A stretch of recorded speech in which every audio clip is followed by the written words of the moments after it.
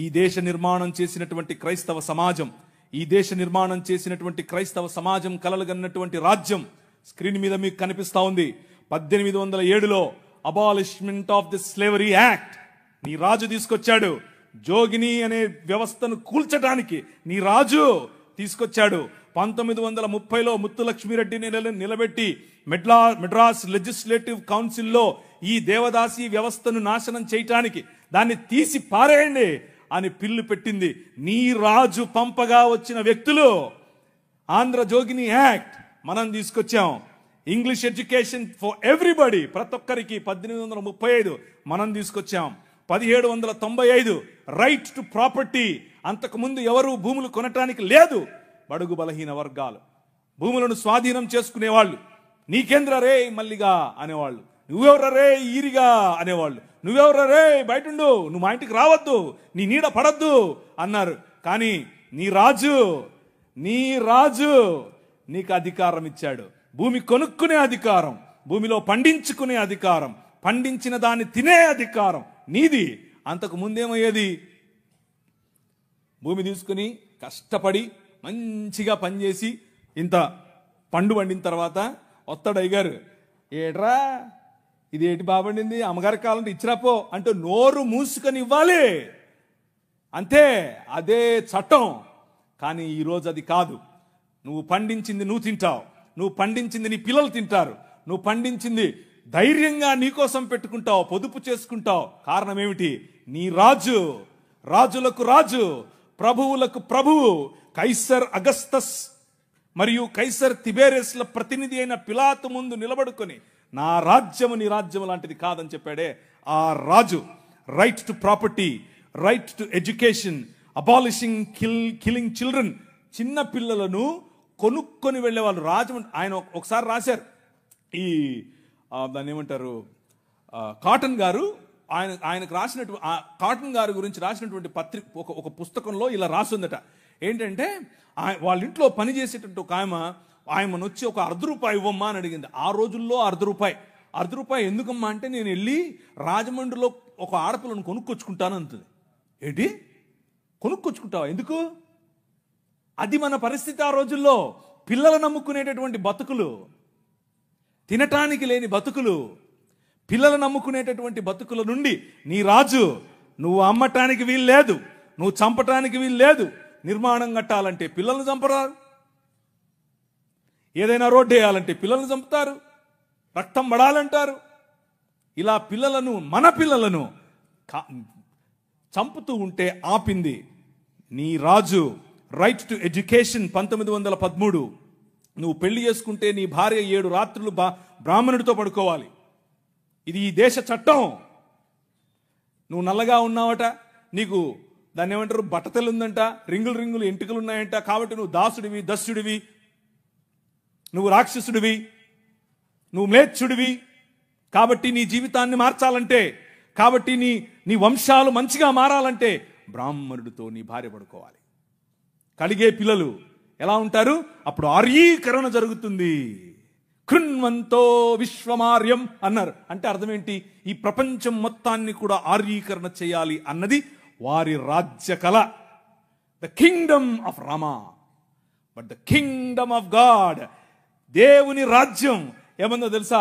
ఎవరితో పడుకోవక్కర్లేదు. My blood is enough, I will cleanse you from all sin. ప్రతి పాపము నుండి యేసు రక్తము నిన్ను కడిగి పరిశుద్ధునిగా చేస్తుంది. ఎవరి దగ్గర పడుకోవక్కర్లేదు. మనం ఈ దేశానికి ఒక చట్టం ఇచ్చాం. ఏం చట్టం ఇచ్చాం? 1819లో. ఇదంతా నేను సుత్తి కొడుతున్నా అనుకున్నారా? చట్టం ఇది. ఒక్కసారి చరిత్ర తిరగేయండి. ఇదంతా నీ రాజు చేశాడు ఈ దేశానికి. నీ రాజు తీసుకొచ్చాడు. నల్లట్ట పుస్తకం మోసుకొచ్చినోళ్ళు కష్టపడి పిల్లులు వేసి, రిట్ పిటిషన్లు వేసి, నిలబడి కొట్లాడి నీకు ఇచ్చిన హక్కిది. That is the kingdom of God. No discrimination, right to sit, abolishing child marriages. ఇలా చెప్పుకుంటూ పోతే ఎన్ని చట్టాలు చేశాం మనం. రైలు మనది, పోస్ట్ ఆఫీస్ మనది, ఐఏఎస్ తెచ్చింది మనం, ఐపీఎస్ తెచ్చింది మనం. తెలుగు భాషను మ్లేచ్ఛ భాష అన్నారు. అరే ఏం భాష మాట్లాడుతున్నాడు మ్లేచ్ఛుడా అంటే తెలుగు భాషలో డిక్షనరీ, మొట్టమొదటి డిక్షనరీ మంది. మీ నాయన రాజు, ద కింగ్, మనం ఇచ్చాం. CP brown, he was a machinery. ఆయన కలెక్టర్ మాత్రమే కాదు, మిషనరీ. తెలుగు భాష గద్య భాగంలో మొట్టమొదటి పేపర్ మనది. తెలుగు భాష గద్య భాగంలో మొట్టమొదటి పుస్తకం మనది. వీళ్ళకు వాళ్ళ సొంత రామాయణం, మహాభారతాలు కూడా ట్రాన్స్లేట్ చేసుకునే దిక్కు లేదు. అది చేసింది మనమే. నిజం చెప్తున్నాను, నేను అబద్ధం చెప్పట్లేదు. మొట్టమొదటి ట్రాన్స్లేషన్ చేసింది కూడా మనమే. వాళ్ళు అది కూడా చేయరు. ఎందుకంటే విద్య పంచకూడదు. వాళ్ళ రాజ్యంలో విద్య పంచకూడదు. మన రాజ్యం అందరికీ విద్య, ప్రతి ఒక్కరూ చదవాలి. ఎందుకు? ఇదిగో నల్లట్ట పుస్తకం కూడా చదవాలి. అర్థమవుతుందా?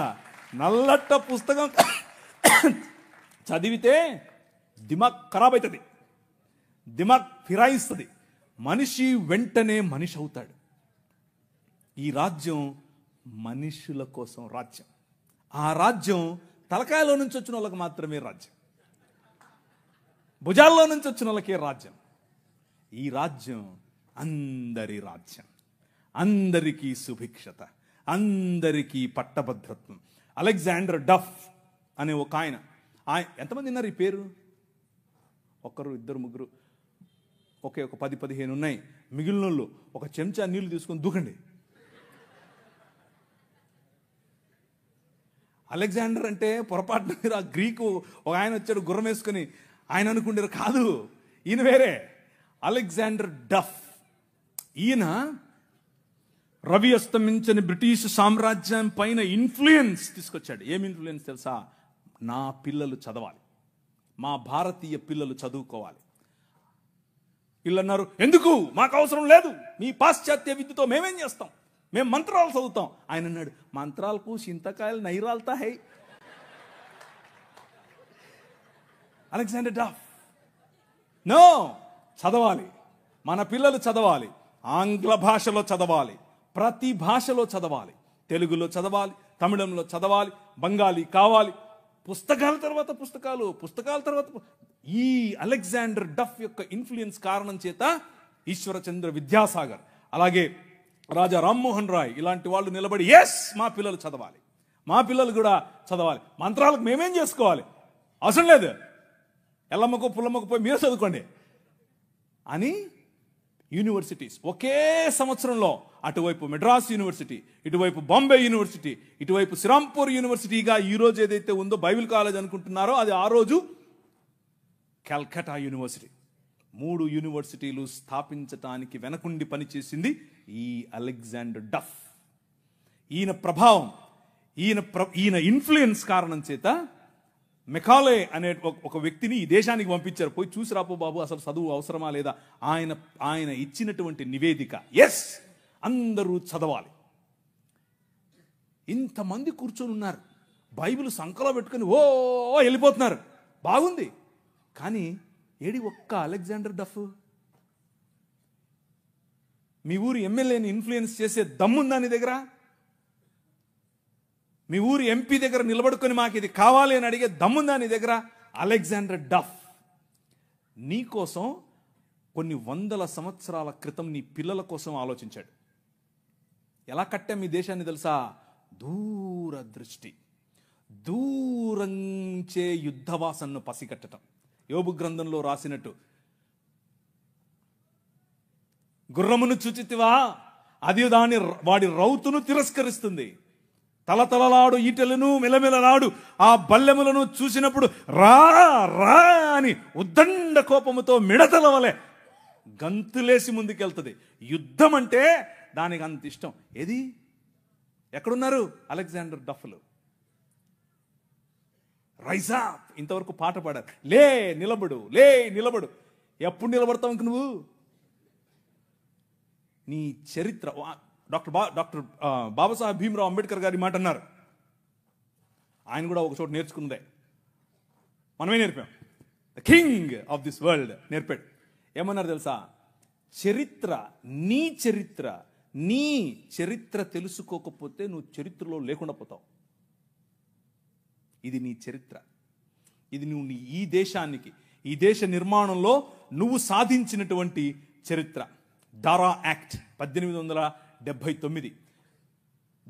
దారా అంటే డెక్కన్ అగ్రికల్చరల్ రిఫార్మ్స్ యాక్ట్, దాని పేరు. ఆ రోజుల్లో స్వరాజ్యం లోకమానుడు ఉన్నాడు కదా ఆయన అన్నాడు, ఏమన్నాడు, ఆయన ఎందుకు అంతటానికి, ఎవరికి? పేదలు, బడుగు, బలహీన వర్గాలు వెళ్ళి దాన్ని ఏమంటారు, దున్నుకుంటామయ్యా అంటే, సరే దా. అదేదో ఆ రోజుల్లో సినిమా వచ్చింది, సబ్బు పౌడరు చూపించి వాళ్ళ దగ్గర భూములు తీసుకునేవాడు. ఆ టైప్ ఇడు. అలా చేస్తూ ఉంటే క్రైస్తవ మిషనరీలు అప్పుడున్నటువంటి డెక్కన్ ప్రాంతానికి రాజు అయినటువంటి హైదరాబాద్ హయాంలో వాళ్ళ దగ్గరికి వెళ్ళి ఇన్ఫ్లుయెన్స్ చేసి, నో అలా కాదు, అలా ఉండడానికి వీల్లేదు, దే ఆర్ పెసెంట్స్, వాళ్ళకి అంతంత వడ్డీకి రుణాలు ఇస్తే వాళ్ళు ఎట్లా కడతారు, వాళ్ళు ఎలాగూ కట్టలేరు, కాబట్టి డబ్బులేమో ఇచ్చేసి వాళ్ళు కట్టలేని పక్షంలో వాళ్ళ భూములు తీసుకోవటం ఏంటిది? This is not righteousness, this is not right. అది న్యాయం కాదు. ఆయన భుజముల మీద రాజ్యభారం ఉండును. ఆయన భుజములు ఎక్కడ? ఫ్రిడ్జ్లో పెట్టొచ్చుంటాడా? నువ్వే. దిస్ ఈజ్ హిస్ బాడీ, ఇది ఆయన శరీరం, ఆయన భుజములు ఇక్కడే ఉన్నాయి. ఆ రోజు వాళ్ళు గుర్తించారు, అది నా బాధ్యత అని గుర్తించి వాళ్ళకి 25 పైసల కంటే ఎక్కువ వడ్డీకి రుణం ఇవ్వటానికి వీల్లేదు అని యాక్ట్ చేశారు. ఈ రోజు కూడా అది అలాగే అమల్లో ఉంది. దాట్ ఈజ్ యువర్ కింగ్, నీ రాజు అది. ఈ దేశాన్ని అలా నిర్మించాడు. శామ్ అగింబాటమ్ అనే ఒక ఆయన గ్రీన్ రెవల్యూషన్ ఈ దేశానికి తీసుకొచ్చాడు. ఓ ఆవులు, మేము దాన్ని నిమురుతాం, మేము దాన్ని పూస్తాం, మేము దాన్ని కడుగుతాం అనేవాళ్ళు. కొంతమంది సిమ్ కార్డు బాబాలు ఉన్నారు, ఈ మాటలే అంటుంటారు. వాళ్ళకి చేతకాల ఎట్లా ఆవులు పెంచాలి, ఎట్లా డైరీ ఫామ్ తీసుకురావాలి, ఎట్లా అగ్రికల్చర్ చేయాలి, మేము నిమురుతూ ఉంటాం, మాకు అదే కావాలన్నారు. కానీ ఏం చేయాల, చూస్తూ ఉన్నారు ఊరికే. కానీ శామ్ అగింబాటమ్ చూశాడు, ఊరికి నిమరలా పనిచేశాడు. ఎందుకో తెలుసా? యువర్ కింగ్, నీ రాజు భావజాలం వేరు. ఊరికే దాన్ని పట్టుకోనేది కాదు ఆయన రాజ్యం. దాని ద్వారా అనేకులకు ఉపాధి, దాని ద్వారా అనేక కుటుంబాలు బాగుపడాలి, అనేక కుటుంబాలు నూతనపరచబడాలి. ఆయన 21వ అధ్యాయం ప్రకటన గ్రంథం 3, 4, 5 వచనాల్లో సింహాసనాసీనుడైన వాడు ఈ విధముగా సెలవిచ్చుచున్నాడు, ఇదిగో నేను సమస్తమును నూతనపరచుచున్నాను, క్రొత్త ఆకాశము క్రొత్త భూమిగా తయారు చేసేటటువంటి అగ్నిలో పుటము వేసి బయటకు తీసినట్లుగా ఈ ప్రపంచాన్ని పునరుత్థానము చెందించే పనిలో నన్ను వాడుకుంటున్నాడు. That is your king. ఆ రాజు వచ్చాడు, ఆ రాజు పని మొదలెట్టాడు. ఎలా మొదలెట్టాడు? ప్రతి సమాజాన్ని పట్టుకోవటం ద్వారా, ప్రతి ప్రభుత్వాన్ని ప్రభావితం చేయటం ద్వారా. ఆనాడు నిమ్రోదు సమయం మొదలుకొని ఈనాడు నరేంద్ర మోదీ గారి ప్రభుత్వం వరకు హీ ఈజ్ ద కింగ్. ఆయనే నడుపుతున్నాడు, ఆయనే చేస్తున్నాడు. మన జీవితాలను మరింత ప్రభావవంతమైనదిగా చేయటానికి ఈరోజు భారతదేశం అన్ని దేశాల కంటే రిలీజియస్ మైనారిటీస్ పైన ఒత్తిడి తీసుకొని రావటంలో, వారిని హింసించడంలో ప్రపంచంలో ర్యాంక్ నంబర్ 1 మనం. నంబర్ 1 ర్యాంక్ మనమే. మొన్నే వచ్చింది. రిలీజియస్ మైనారిటీస్ అంటే మనమే. మనలను హింసించటంలో భారతదేశం నంబర్ 1. పాకిస్తాన్ కాదు, ఆఫ్ఘనిస్తాన్ కాదు, సోమాలియా కాదు, ఎవరు కాదు, భారతదేశమే. చచ్చిపోయిన వాళ్ళను కూడా గుంత తవ్వి బయటకు తీస్తున్నారు ఛత్తీస్గఢ్లో. ఎందుకు చేస్తున్నారో తెలుసా? ఇదంతా భయం. ఏంటా భయం? వీళ్ళందరినీ మనుషులు చేస్తున్నారు, వీళ్ళందరూ సమానం అంటున్నారు. మనుష్యత్వం, మతం మనుష్యత్వం ఎదుట నిలబడలేదు. భయం దానికి. మతానికి నిజమైన మనిషిని చూస్తే భయం. నిజమైన మనుష్యులను తయారు చేసేటటువంటి దేవుని రాజ్యం, నిజమైన మనుష్యత్వాన్ని ఈ ప్రపంచంలో వెలుగుగా ప్రకాశింపచేయటానికి పిలువబడినటువంటి దేవుని రాజ్యం. ఆ రాజ్యం నిలబడాలి, ఆ రాజ్యం పోరాడాలి, ఆ రాజ్యం భయంకరమైనటువంటి ఈ ఒడుదుడుకులలో కూడా నిలబడాలి. అలా నిలబడటానికి మీరు మీ సమాజం, మీ సంఘం పాటు పడాలి. అలా పాటు పడతారని నేను విశ్వసిస్తున్నాను కూడా. ఇకపోతే కొద్ది నిమిషాలు ఒక కంపారిజన్ అనేది ఈ 3 రాజ్యాలకు, ఒకవైపు ముహమ్మద్ గారు నిర్మించిన రాజ్యం, ఒకవైపు సనాతనంగా ఉన్నటువంటి రాజ్యం, ఇంకొక వైపు క్రీస్తు నిర్మిస్తున్న దేవుని రాజ్యం. ఈ 3 రాజ్యాలలో ఉన్నటువంటి కొన్ని విషయాలు, ఎక్కువ చెప్పను, మిగిలిన రాజ్యాలకు ఈ రాజ్యానికి ఉన్నటువంటి తేడా మీ స్క్రీన్ పైన చూస్తున్నట్లుగా. ఆ రాజ్యం ఏ చేతి సహాయం లేకుండా తీయబడినటువంటి రాయి ఇంతింతై మహాపర్వతమై ప్రపంచములో ఉన్న శక్తులను, అంధకార సంబంధమైన దురాత్మ సమూహముల నుండి మనం విడిపించడానికి కొలస్సీలకు రాసిన పత్రిక 1వ అధ్యాయం 18 నుంచి చదువుతూ వెళితే వచ్చే సారాంశం ఇదే. ఆ ప్రభువు భయంకరమైనటువంటి వైలెన్స్కు ప్రతీకగా ఉన్నటువంటి సిలువను హీ ఫ్లిప్డ్ ఇట్. దాని మీద కాలేసుకుని కూర్చుని మరణం. అందరూ అనుకున్నారు 3 మేకులు పీక్కోలేడు. 3 మేకులు పీక్కుండేది కాదు, మనుష్య సమాజానికి పట్టినటువంటి పాపం అనే మేకును, ఆ మేకుకున్న ముళ్ళు, మరణం అనే ముళ్ళును విరిచి పారేయటానికి ఆయన సిలువనెక్కాడు. సిలువనెక్కి ప్రపంచాన్ని మార్చటానికి, ప్రపంచములో దేవుని రాజ్య సువార్త ప్రకటించటానికి, ప్రపంచములో the presence of his countenance, దేవుని సన్నిధి మన మధ్యకు తీసుకుని రావటానికి, ఇమ్మానుయేల్ అనేటటువంటి ఎక్స్పీరియన్స్ మనకి ఇవ్వటానికి, ఆయనే స్వయంగా పగటిలో మేఘస్తంభముగా, రాత్రిలో అగ్నిస్తంభముగా, నీళ్ళిచ్చు బండగా ఎలా అయితే ప్రపంచములో ప్రతి సమయములోనూ తన ప్రమేయాన్ని మనుష్యుల మధ్యలో చూపిస్తూ వచ్చాడో, పురాతన కాలము మొదలుకొని శాశ్వత కాలము, ఇప్పుడు భారతదేశంలో, ఇప్పుడు మిగిలిన దేశాల్లో, ఇప్పుడు అమెరికాస్, ఇప్పుడు ద హోల్ వరల్డ్ లో తన ప్రమేయాన్ని చూపిస్తున్నాడు. ఆయన ప్రెజెన్స్, ఆయన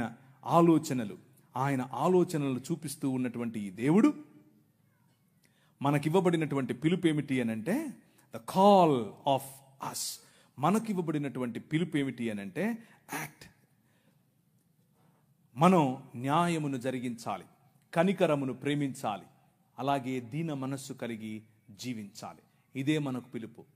నువ్వు బలులు ఇస్తావా, నువ్వు నీ కొడుకునిస్తావా, నువ్వు నూనెస్తావా, నువ్వు గొర్రెలిస్తావా అని మతం చెప్తూ ఉంటే, మనుష్యుడా అది కాదు నేను అడిగింది. 3 ఏమడిగాను?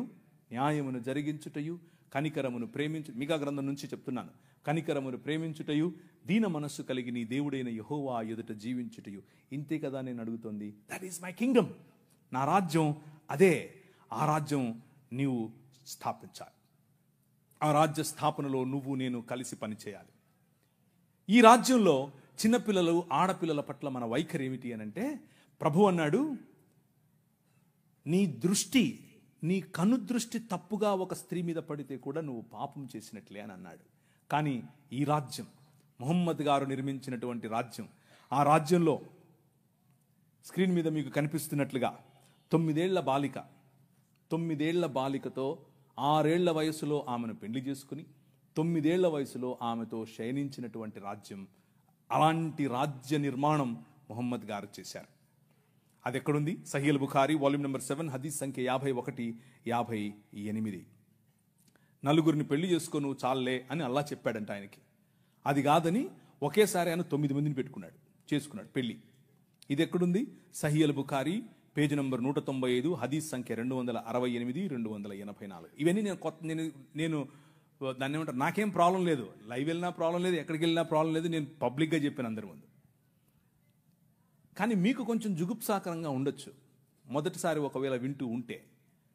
కానీ ఎందుకు ఇది చెప్తున్నాను అనంటే, నీ రాజును తెలుపని తెలియాలంటే పక్కన నలుపు ఉండాలి. అర్థమవుతుందా? మీకు మీ రాజు విలువ తెలియట్లా, ఇంకా మీ రాజు కట్టే రాజ్యం విలువ తెలియట్లా. ఇది చూస్తే తెలుస్తుంది. ఒకరోజు తను పెంచుకున్న కుమారుడి భార్య, ఆవిడ బట్టలు మార్చుకుంటోంది. అల్లా గారు ఒక గాలి పంపారట. ఆ గాలి పంపగానే తెర చిరిగిను, లేదా తెర పైకి లేచెను. తెర పైకి లేస్తే నువ్వు నేనేం చేస్తాం? కళ్ళు మూసుకొని పక్క వస్తాం. అలా రావాలి. మన ప్రభు అది నేర్పాడు.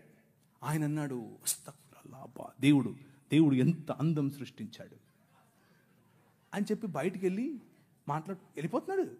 ఈమె పాపం ఉదరాభద్ర మా మామగారు వెళ్ళిపోతున్నారని చెప్పి మంచిగా బట్టలు వేసుకుని వెళ్తూ వాళ్ళ కొడుకు వచ్చాడు. ఏమైంది, మా నాన్న వెళ్ళిపోతున్నాడు, ఏమైంది ఏమో నాకు తెలియదు, అడుగు. ఆయన వెళ్ళి, నాన్నగారు ఏమైంది అని అంటే, ఏం లేదురా, నీ భార్య బాగుంది, నువ్వు వదిలేసి నేను చేసుకుంటా అన్నాడు.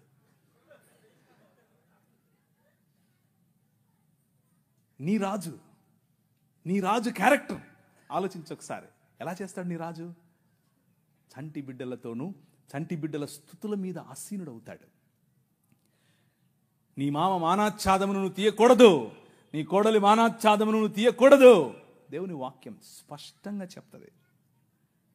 వీరు నిర్మించే రాజ్యానికి, నీ రాజు నిర్మించే రాజ్యానికి ఉన్న తేడా అది.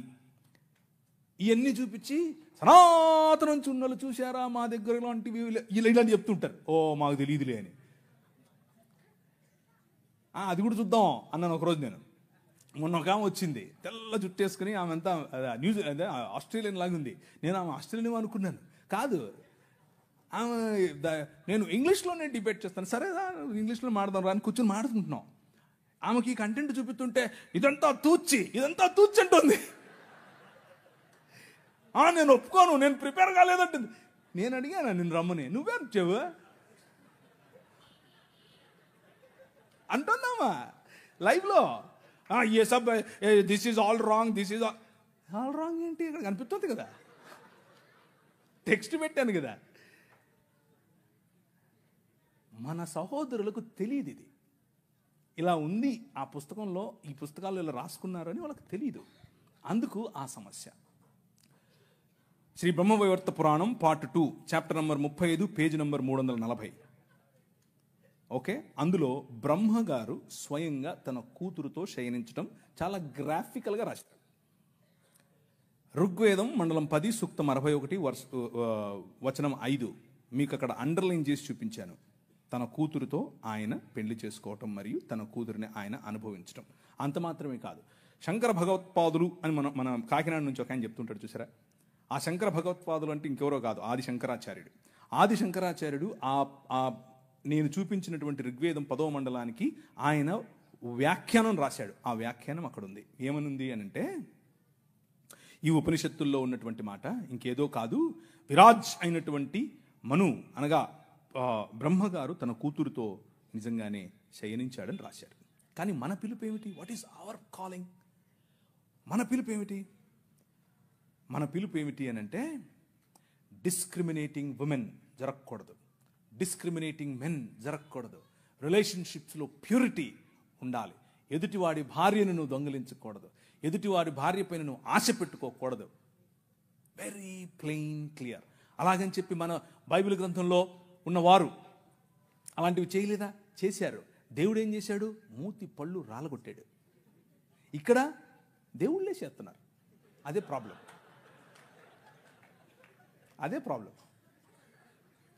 అదే ఆయన నిర్మించే రాజ్యంలో అగ్నిచేత పుటము వేయబడి తీసినటువంటి మానవ సమాజం, మేలిమి బంగారము లాంటి మానవ సమాజం, నిజముగా ఆయన చిత్తానికి లోబడే మానవ సమాజం, ప్యూర్గా ఉండే మానవ సమాజం.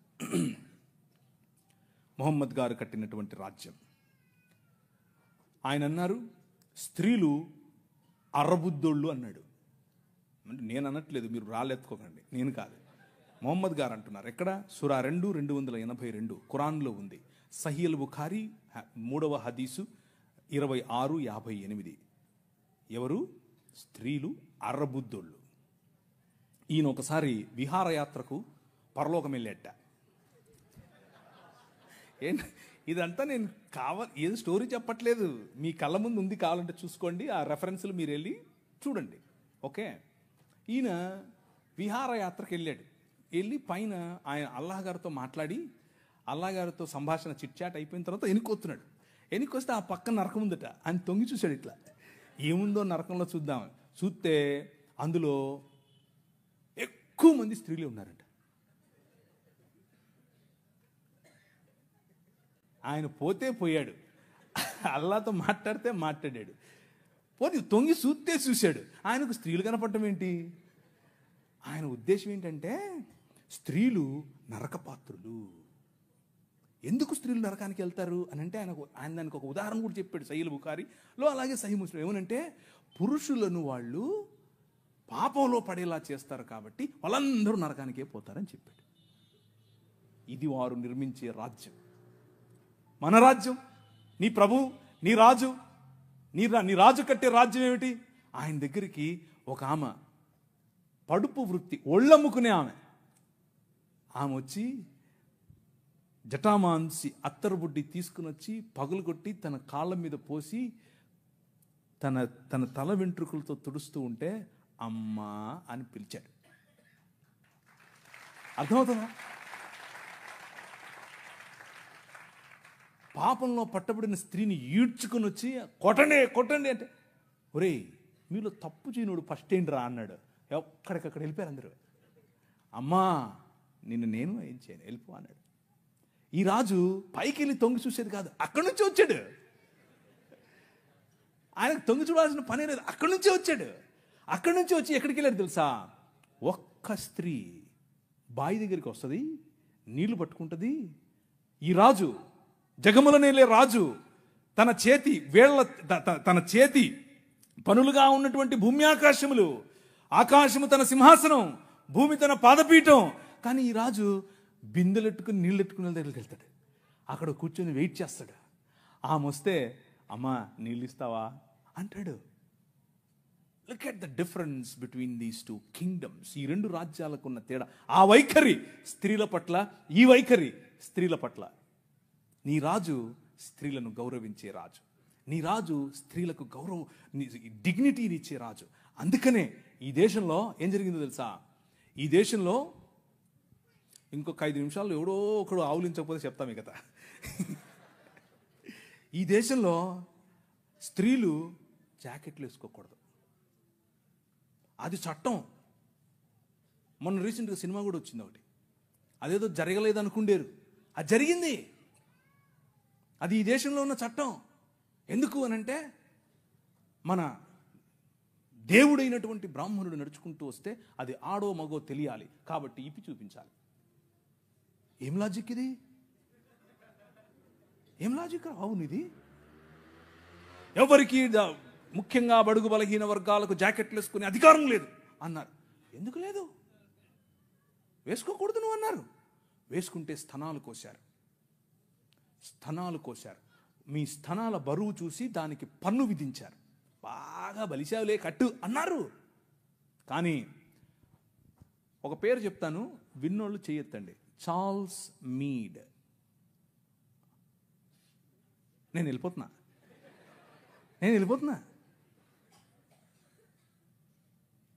మీరందరూ జాకెట్లు వేసుకోవడానికి కారణం ఆయనే. నేను అబద్ధం చెప్పట్లేదు, నిజం చెప్తున్నాను. చట్టం చేశాడు.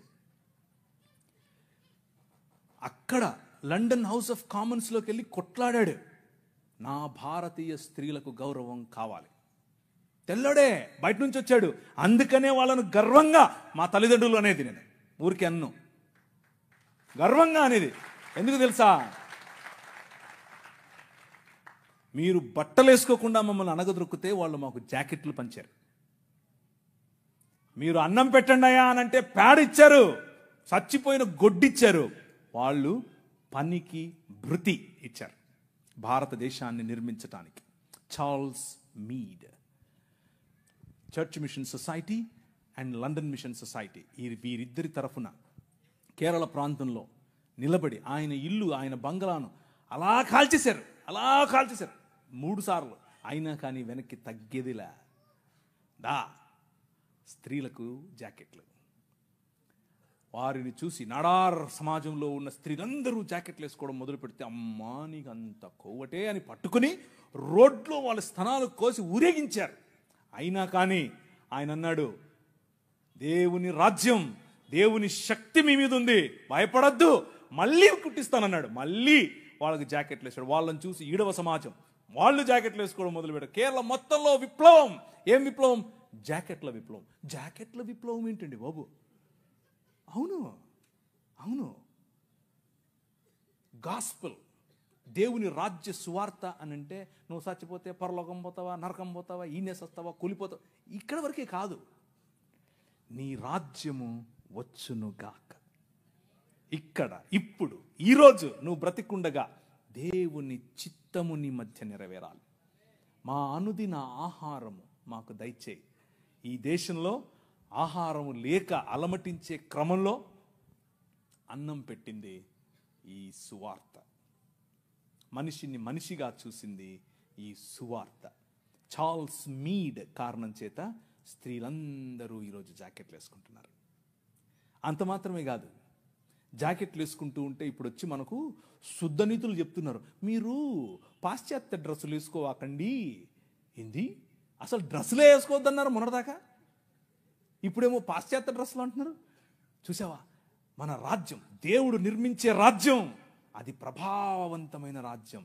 శత్రువును కూడా తన భావజాలంలోనికి మర్చుకోగల రాజ్యం. ఒక ఆయన టీవీలో మాడుతూ ఉంటే ఒక ఆయన అన్నాడు, ప్రవీణ్ గారు మీరు మీరు మీరు మత మార్పిడి చేస్తారు. మేము ఎక్కడ మత మార్పిడి చేసామండి బాబు, ఏంటి ఏం లేదండి మీరు అవునా, నీకు ఇట్లా కాదులే, ఇంకొక రకంగా చెప్తా అని చెప్పి, సరే మీ పేరేంటి అంటే చెప్పాడు. ఆయన ఆబ్వియస్గా బ్రాహ్మణుడు, క్షత్రియుడు, వైశ్యుడు కాదు. అంటే ఎవరు, మీరు అర్థం చేసుకోండి, శూద్రుడో ఇంకెవరో ఉంటాడు. మీరు స్కూల్కి వెళ్ళారా అని అడిగాను. మీ అమ్మగారు ఏం చేస్తారు అని అడిగాను. మా అమ్మగారు లెక్చరర్ అండి అన్నాడు. ఏ కాలేజీలో అని అడిగాను. చెప్పారు. అయితే మీరు సగం క్రైస్తవులే అన్నాను. అదేంటి అంటే మీ సనాతనంలో మీరు చదువుకోకూడదండి, మీరు కాలేజీకి పోకూడదు, మీ స్త్రీలు అసలు చదువుకోకూడదు, వాళ్ళు చదువు చెప్పడం ఏంటి, చూసారా మా భావజాలంలోకి వచ్చేసారు అన్నాను. అయ్యో నవ్వుతున్నాడు. అయ్యో మీరు ఎట్టి ఏది చెప్పినా నన్ను నువ్వు సగం క్రైస్తవుడు అన్నాను. ఆయనకు మైండ్ బ్లాక్. ఏంటండి చెప్పాను. చూసారా, దేవుని రాజ్యం ఆవగింజంతదే, కానీ అది పెరుగుతుంది, నీకు తెలియకుండానే పెరుగుతుంది, విస్తరిస్తుంది, మహావృక్షం అవుతుంది. మీ అమ్మగారికి చదువు చెప్తుంది. అర్థమైందా? ఎలా కట్టాం, నీ రాజు ఎలా కట్టాడు?